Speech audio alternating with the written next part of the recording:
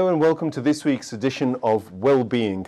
With me today is Dr. Hashim Reza, and the topic today that we're going to try to unravel is emotional intelligence, but then emotional intelligence particularly linking to the issue of conflict resolution. We have disputes both amongst generations, husbands and wives, grandparents and grandchildren, all sorts of family type resolutions that need to be looked at. But we also have conflict within society. Well, obviously, we've been talking very much about conflict on a religious basis, intra-religious conflicts. So dealing with conflict, how do you deal with conflict? How do you resolve problems? All too often we do it the wrong way and we exacerbate problems, make them even worse. Quite often we're doing it the wrong way because we don't have the skills, we don't have the insight to ourselves, and understanding our own emotions is often perhaps the starting point of being able to resolve a problem. But being so close to the issue and having a partisan, prejudiced approach doesn't help any conflict situation. Dr. Hashim Reza is an expert in the field of psychology, and I'm going to open up the conversation with him on this issue of emotional intelligence. First of all, a definition of what he thinks emotional intelligence is, and then perhaps moving on to conflict and relating the issue of conflict to emotions. Dr. Reza, welcome to the show. Assalamu alaikum. Thank you very much for inviting me. You're very welcome. And I've opened up a very vast subject. We're not going to tackle it in one show, but hopefully in this series we'll revisit different ways of tackling emotional intelligence and linking it to well-being. In this case, I've obviously talked about the link to conflict resolution, but first let's start defining emotional intelligence. If I give you a more kind of practical and a pragmatic approach to what we understand from emotional intelligence and how we apply the concept, that may be much better. Otherwise, the definitions are quite a few. There are at least probably 3 different leading schools of psychologists who, like in any other branch of knowledge, do not quite agree where exactly they will define and put the boundaries of what we call emotional intelligence. But it is the ability or the skill which people have being in tune with their own emotions, and then having the ability to perceive the emotions of other people, and then using this skill in their day-to-day approaches of applying into problem solving, into tackling with issues, and in situations where emotions usually tend to be very prominent and a significant component of the day-to-day business and routine management of those issues.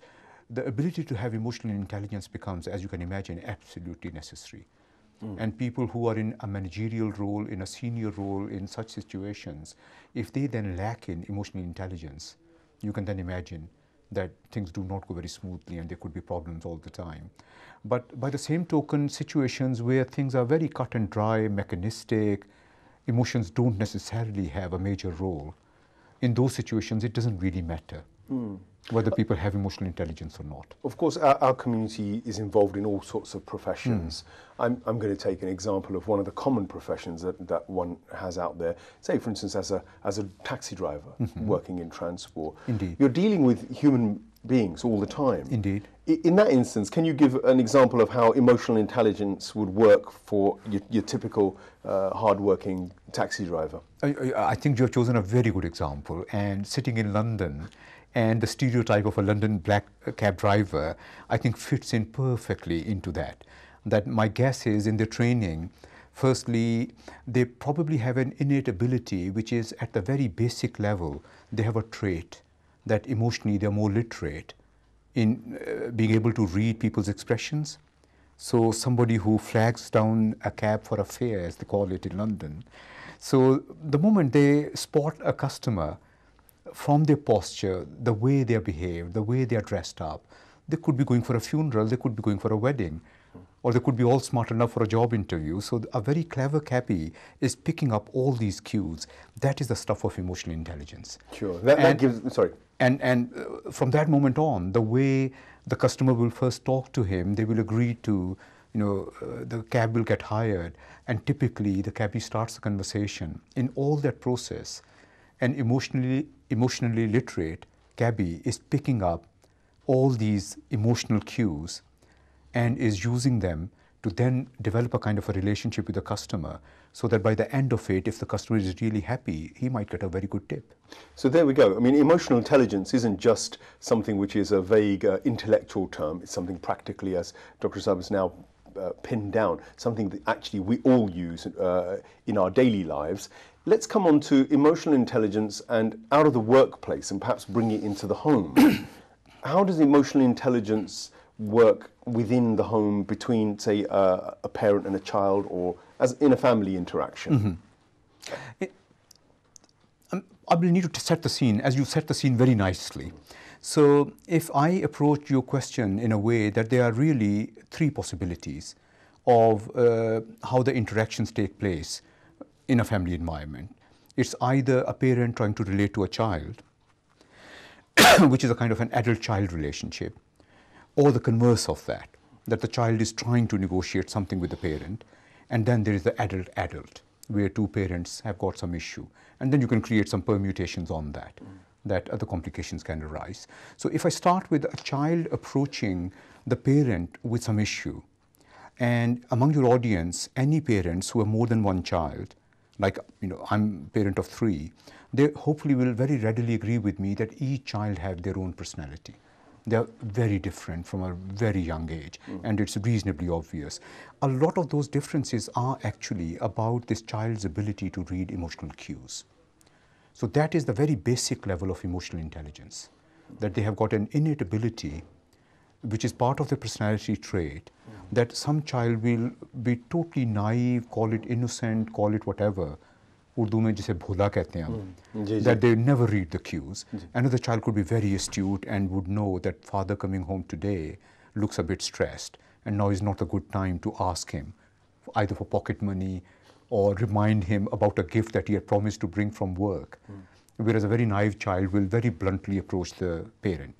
So if we run this scenario, if the parent is emotionally literate, if this father is emotionally literate, even if he be tired from work, even if he be stressed, and if he has forgotten to pick up that gift for the child, emotionally literate, emotionally intelligent father would deal with the situation with his child in a very different, sensitive way compared with a parent who is illiterate. So if he found out that he'd made that mistake, he would somehow try to make it up to the child or negotiate something? Negotiate or give some immediate present, promise something better, make the wait for the child a bit less painful, a bit more bearable, and deal with the whole situation in a way that one relatively small problem from his point of view, which may be a catastrophe from child's point of view, it does not end up in an argument which really is a catastrophe from both parties' point of view. Well, this is what you've nicely led on to, I think, where I wanted the theme to come, which was the conflict. I mean, we can talk about positive emotional intellect and, you know, happy scenarios, but I think the program is really about trying to help people negotiate where they're having problems. And, you know, all families have these problems, whether they're Muslim or not Muslim, faith-based or not faith-based. Let's take that kind of situation between intergenerational conflict, which is one of the major concerns of parents, of course, and sometimes it's quietly a concern of children. Now, you talked about different children having different responses. If there's a communication problem and there's one party's upset, say for instance the child is upset, yet his personality is introverted, and the parent, for instance, is belligerent and not emotionally intelligent and not sensitive. That's probably the worst case scenario. Very true. Because the child is, I would imagine, sitting there not being able to deal with the problem, keeping it inside himself, and the parent is unaware or oblivious. There are a lot of situations where I could probably see that is the case. How do we resolve a situation like that? It becomes important, I would have thought, for a third party, perhaps the mother, to be aware and looking at a situation like this. And hopefully the mother who has, I would have thought the women would have had more emotional intelligence than perhaps, and I might be wrong, you'll pull me up. But sometimes that sense of being close to the child, understanding their feelings, isn't it terribly important at that stage for somebody to mediate, somebody to get involved? You're absolutely right. And the example you have quoted probably will be true for a vast majority of cases But the quite opposite also happens all the time. That I personally am aware families in which the disciplinarian, somebody who lays down very strict boundaries is usually the mother, but then in happy families, it's the father who then compensates for that and allows the child a bit of space every now and then, or intervenes and compensates for the strict discipline. Okay. But you're absolutely right that if both parents do not complement each other and support each other in a way, there are serious risks that the child's personality development will get impaired. Okay, come back a step now. Let's come back. We deconstruct it a little further. In order for parents to be able to get to the stage where they can do that teamwork, they have to first of all acknowledge their own emotions. Indeed. So they themselves have to be emotionally more aware. Indeed. So for the listeners and for the viewers who are watching the program, this starts coming into the territory of akhlaqiyat again, and also, self-awareness. Indeed. What is this connection of modern psychology with self-awareness? Can we touch on that, and how can we give some tips to parents about how to know themselves better?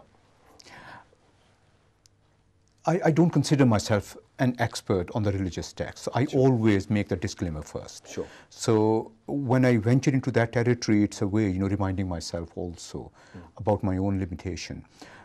But having read religious texts, having listened to the speeches of scholarly, people over a number of years now that, I have learned about this stuff, my understanding is that a lot of the sayings that we receive from our holy imams, from the Prophet ﷺ himself, and from our holy book, many of them are principles. These are principle statements, these are guiding principles. The detailed practice that we then infer out of them, different societies and cultures interpret it differently, given the circumstances in which we live. But many of those principles are quite universal. They have been there for 1400 years or so. Whether we understood them in their very fine detail, whether we were able to implement them in our detailed practice or not, that in a way is not our discussion today. Yeah. So if we leave that aside, the secular approach in psychology and in sociological sciences, they have reached some of those conclusions from a completely agnostic point of view. They are not driven by ideology. They are not determined in a way to prove that whatever is written in their holy text is the ultimate truth, and therefore, in fact, quite contrary to that. So those of your audience who are familiar with the journey that the modern science has done in the West, the modern science has been able to assert itself in direct proportion to reducing the power of the church over the society, the political, monetary and other military power that the church held over Europe. As it got reduced over 400 years, the knowledge and science and other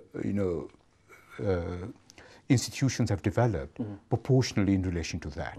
And I personally find a vast majority of Muslims falling into this fallacy as if Islam has got an issue with science. Absolutely opposite of that. Well, that's an important point to make. That's a very, very important point to make.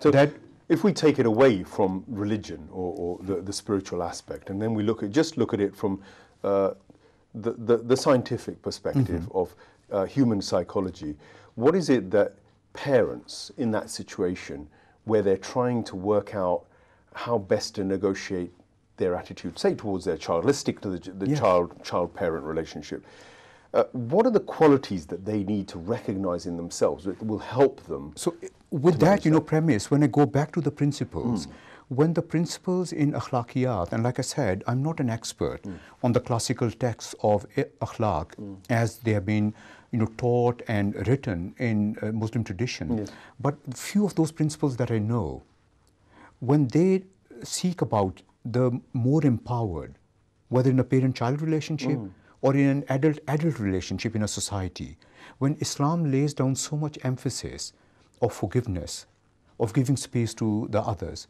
as long as some fundamental rights are not being trampled, and even in the ultimate case of somebody killing somebody taking the life away, when Islam gives the right to the survivors to exact diyah, that it can be a life for life, but at the same time, Islam enjoins that forgiveness is still better.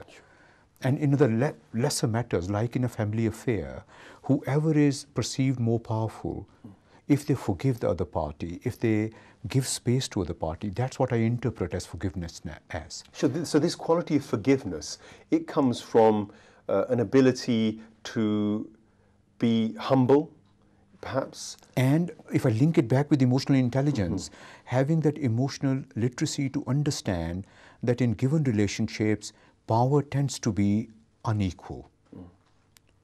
So people generally tend to stereotype that in all matters, man is usually more powerful and woman is disempowered.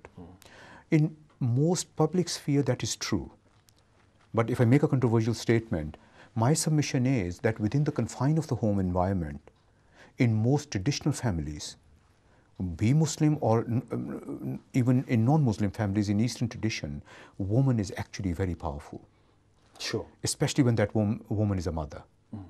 I mean, I think that's a very powerful statement, because generally out in society, Muslims particularly are labelled as being perhaps oppressive to women, but in reality, women do dominate within the home. Exactly. So therefore, their emotional intelligence and their role in raising children or being able to manage conflict is very pivotal.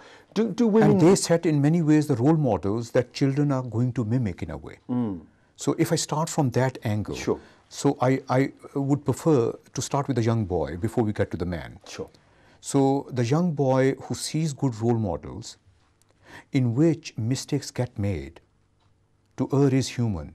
We, Urdu mein hum kehte hain, insaan galati ka putla hai. So, mistakes happen. But if the child sees such repeated examples that each mistake need not be a catastrophe, some will be, occasionally, they will create a major issue. Because then we have got examples of society where everything is forgiven. That's the kind of society in which I have been bringing my children up. That in the moral relativism, there are no hard, concrete reference points. Everything is variable. You can justify everything or anything. So that is one extreme. The other extreme being that even a minor mistake becomes a culpable offense. Nothing is forgiven ever. And in that kind of environment, a child facing such harsh, very rigid, strict boundaries is likely to grow up into an individual who's equally unforgiving, who's as tyrannical, and is quite a tyrant in his own rights.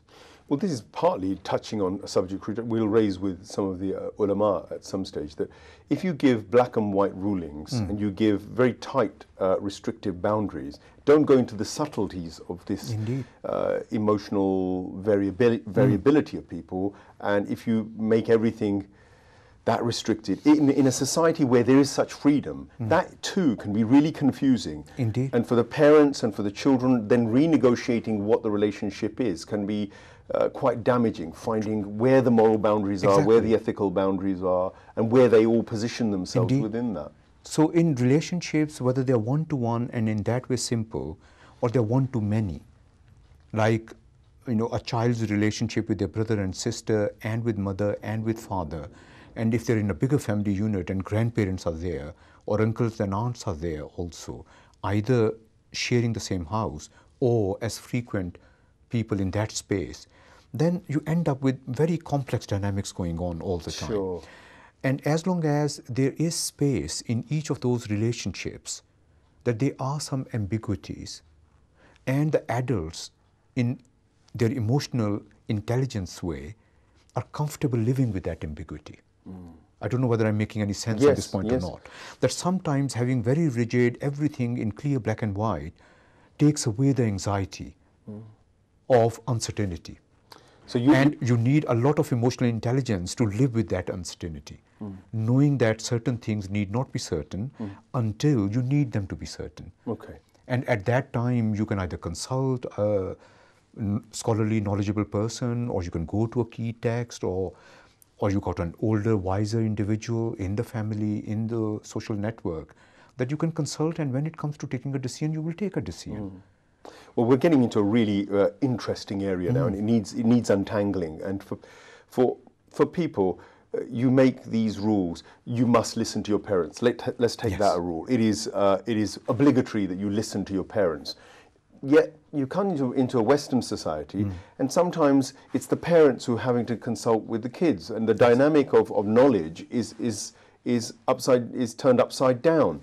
So in those scenarios, they then get confused. Maybe young people think, well, I'm having to go and translate this document from the DSS or from the welfare housing benefit people or whatever it is. That empowers the child to now be in a position of power with parents. And initially they're quite happy with that. The parents are happy with that relationship, that, oh, my child helps me to understand this thing, which is beneficial for us as a family. And then as that relationship develops, you suddenly find at some stages that same child may be beginning to question other aspects of parental authority, and then the trouble starts, then the conflict begins. Absolutely right. I don't know whether you have unwittingly chosen an example which is an absolute minefield. It is a minefield, but it's a very common example. I'm kind of looking from I don't know whether you have seen a DSSS form or not. They usually tend to be 36 pages or more. Sure. You need to make reams and reams of statements in that. Yes. And some of those statements may be very difficult interpretation of what is the truth. Sure. So between the child and the parent, I can imagine, quite a major conflict going on. That if when completing those forms, what you state and write there. And what's the truth and what's what is the truth head. Yeah. And the parent who are teaching a certain kind of morality to the child. Yeah. And practicing a morality which is at variance. Yes. There's a sort of a bending of rules, which actually probably from an Islamic point of view might be pretty dicey. I see that kind of conflict fairly frequently in my clinical practice. Let's move on to other conflicts, perhaps looking at husband and wife relationship issues. Yes. Quite often, again, it's so complicated, but let's pick a particular example just to give the audience a little handle on how we might resolve some of those problems. Yes. Sometimes they can be problems of ego. A parent, for instance, the husband, for instance, has parents, a mother-in-law and a father-in-law, who have certain expectations of him. They get the child married to a young lady thinking they will be in charge, they will be also having a large say in the way they run their lives. Actually, when they get together, the daughter-in-law and the husband have to negotiate their own relationships. But this external relationship is all about power, isn't it? It's about the power dynamic, about what the in-laws want and what they want from the daughter-in-law, and then the role of the son becomes compromised if the clash of interests between the daughter-in-law and the parents-in-law is, if you like, online. How do you recommend people negotiate those inevitable differences between, say, that young lady who's come in from Pakistan maybe, or from whatever, another family who has different attitudes, different ways of living, and the expectations of the parents? How does that young man negotiate that conflict that might occur there? That young man may be at a handicap if they have never seen they have never lived. Seeing is probably less important than having the opportunity to having practiced and having lived examples of negotiating some of those things. And I thought earlier on you actually painted a very good example that as a child is becoming a bit more skilled than the parent, and thereby you could argue in certain spheres of that child's life is more empowered, they're better command of English, they're better command of written word, and they're interpreting a very complex form for the parent. So they're demonstrating a new skill set, a new knowledge and skill, which gives a certain power to that child. So as that child is growing and reaches an age of maturity, that they are ready to be married, whether it's a boy or a girl, young man or a young woman, the problem I see happening in our communities frequently is that the concept of autonomy tends to be quite blurred and diminished. And we seem to have a very clear understanding of the power of a few individuals, which are the elders or at the head of the family, and everybody else's autonomy tends to get so terribly blurred that I see that as the root cause of the problem. So it's the people in power, i.e. the elders, yes, who need to examine their own power position. Indeed. And to see how they're impacting, how they're affecting other people. And very actively maybe retract it every now and then, even with a very young child who may be barely 2 or 3 years old. That at certain times the child wants to have their own way, and there's nothing wrong with that. Nobody will get damaged. No harm will come out of it. And let the child be. There's a complex issue of the ego that Yes. gets in the way quite often. Very true. Sometimes you don't want to allow young people or a daughter-in-law or a son-in-law or whoever who's supposed to be junior to you, you don't want them to have their own opinion, even though you think it's okay, but Yes. you're doing it because you think society Exactly. will judge you You're in a way where you absolutely- look like you're bad. Well, how do we get those people in power to sort of realize that actually what's important is the emotion of those individuals, not what society thinks? You are absolutely spot on. That if in traditional societies, which for their very survival needed to cling together and they were entirely dependent on each other, typically going back maybe 3 generations ago. In rural Pakistan, in rural India, I could argue vast majority of the world, people depended on each other in that way. That there were certain social taboos which have been around for centuries and millennia, and they were taken for granted. Now, all that economically got challenged head on somewhere in 18th century, and in the last century, it very rapidly marched through the world. That our economic livelihood and the very earning potential, because of which we maintain a good lifestyle, has completely broken apart that traditional family unit. That I personally grew up in Lahore. And there was never ever an understanding and expectation that I will keep living in the same neighborhood where I grew up. So depending on my education, I had to move. When I got employment, I moved yet again. And as part of my employment, I'm using my personal example, not only I moved, 900 miles in Pakistan, when I was required to do, I moved across continents. Now, in that kind of a relationship, our core family unit is now, in the Western sense, the parent and the children. But I argue in all my discussions and such programs that we'll be shooting ourselves into the foot if we do not value the grandparents' generation and the continuity and the stability they provide in handing over the values. But the challenge is that some of those values which have lost their practical application, we need to cut them out like dead wood. Give me an example of that, Dr. Example is that typical examples are at birth, at marriage, and at death. That there are certain things in all major religions that the religion in a way tells us, thou shalt do this, this is how you will conduct this particular transition in life. And then there is a whole baggage on top of that that's cultural. That's got nothing to do with religion. One generation may have made an interpretation that this is how I will demonstrate my religious principle, but they're not necessarily a religious principle. So the way we conduct, I'm just using these major life events. Sure. If you reduce them down, they can be done very easily, very simply. But if you want to carry all the baggage, my fond example is the way our marriages are being done. About 3 generations ago, the mode of transport was such that people will go and then visit the marital family's home and stay there for days. And therefore we had all these excuses to have fancy, elaborate meals and dress up day after day after day. What is the practicality of that now? If you want to have a party, have a party. If you want to throw a reception. But don't make it kind of a baggage that if such and such did not attend, they offended me. They did not value my son's marriage. Ego again. Exactly. On so that this note, creates, issues and conflicts. Unnecessary issues and conflicts. I think, Dr. Sam, thank you very much. On that note, we're going to conclude this particular part of our series, Wellbeing. We touched on a vast array of examples of emotional intelligence and potential conflict that might arise, conflict and possibly some of the solutions. It's all about really understanding ourselves, it seems, and understanding the cultural background we come from, the power dynamics within ourselves, what upsets us, what we feel is shameful, what we feel might be bringing us down in the eyes of society seems to be a big issue within our community.